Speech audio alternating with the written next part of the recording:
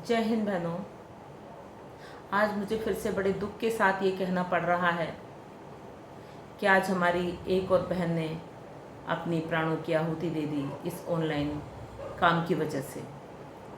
ललितपुर की वंदना चौबे जी ने आज अपने प्राणों को त्याग दिया। उनका हृदय गति रुक जाने से आज निधन हो गया।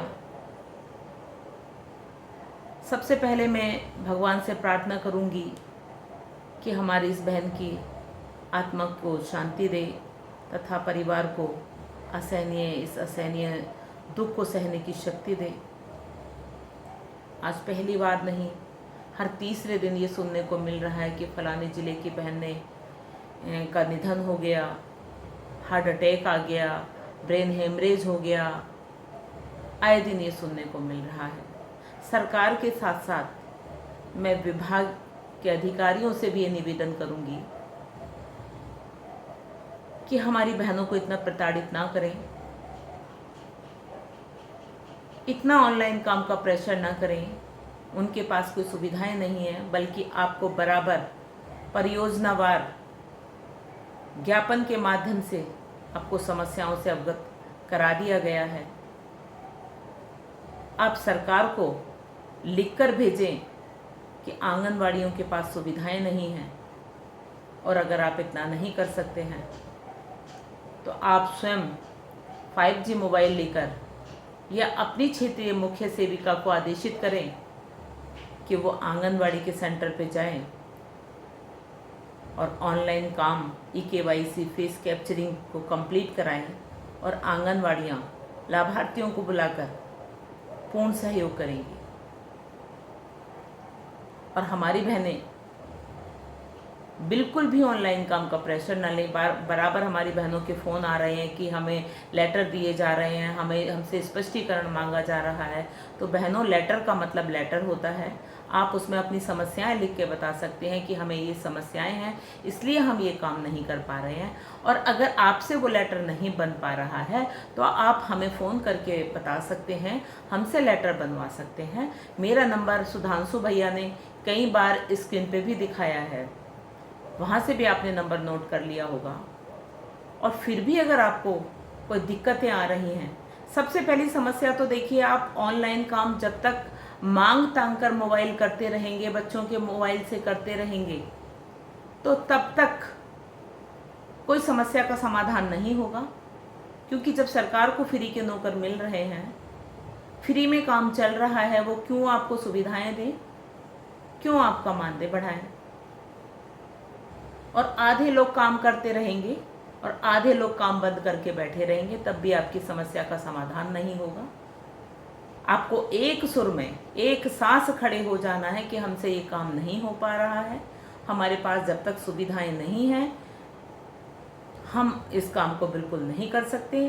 पूर्व की तरह आप लोग ऑफलाइन काम करें, रजिस्टर पर ही अटेंडेंस लें, रजिस्टर पर राशन बांटें, सारा काम जैसे पहले से करती चली आई हैं वैसे ही आप करती रहें। रोज़ नए नए फरमान जारी हो रहे हैं, उसके लिए हमने सरकार को जो 1 जुलाई से भारत सरकार का लेटर आया है कि 1 जुलाई से फेस कैप्चरिंग कंपलसरी है, तो उसके लिए हमने मुख्यमंत्री को, भारत सरकार को, बाल विकास मंत्री को, सभी उच्च अधिकारियों को हमने नोटिस सूचना भी दे दी है कि 1 जुलाई तक इस आदेश को वापस किया जाए, वरना आंगनवाड़ियाँ काम बंद कलम बंद हड़ताल पर चली जाएंगी। और ये हम लोगों को करना ही पड़ेगा। इसका मतलब काम बंद कलम बंद का मतलब ये नहीं कि हमें सड़कों पे उतरकर रैली ही करनी पड़ेगी या सड़कों पे उतर के हमें धरना प्रदर्शन ही करना पड़ेगा।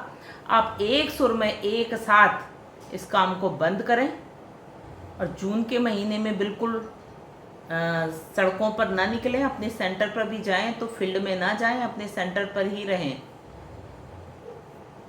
किसी धरने रैली में भी भाग ना लें, क्योंकि बहुत गर्मी है, अपने आप को सेफ रखना है। इस विभाग में वैसे भी देखा जाए तो सारे काम फर्जी कराए जा रहे हैं। वजन लंबाई का बराबर प्रेशर दिया जा रहा है कि जो काम पहले से कर रहे हो वो तो कर लो भाई। सारे बाकी संगठन भी बोल रहे हैं जो काम पहले से करते चले आए हो वो तो कर लो। तो वो भी तो 2G मोबाइल से नहीं होता, उसके लिए भी तो 5G मोबाइल चाहिए। और वज़न लंबाई की अगर आप बात करें तो वज़न लंबाई नापने वाले जो इंस्ट्रूमेंट है वो भी सब टूटे फूटे पड़े हैं, सब फर्जीवाड़ा चल रहा है। बहनों, आप लोगों के संगठित होने से ही इस सरकार की चूलें हिलेंगी और नींद टूटेगी। वैसे अब बहनें जागरूक हो रही हैं, संगठित हो रही हैं, स्वयं नेता बन रही हैं, और ये यशोदा मैया बताने वाले, फ्रंट लाइन वर्कर बताने वाले, तकदीर और तस्वीर बदलने वाले, नारे लगाने वाले जुमलेबाज नेताओं को समझ गई हैं। और मुझे पूर्ण विश्वास है कि अब ये चिंगारी बुझेगी नहीं, और अब सरकार को सरकारी कर्मचारी करने की बात तो दूर, 50 वर्ष की बंधुआ मजदूरी का हिसाब भी देना होगा। इसी के साथ जय हिंद, जय भारत।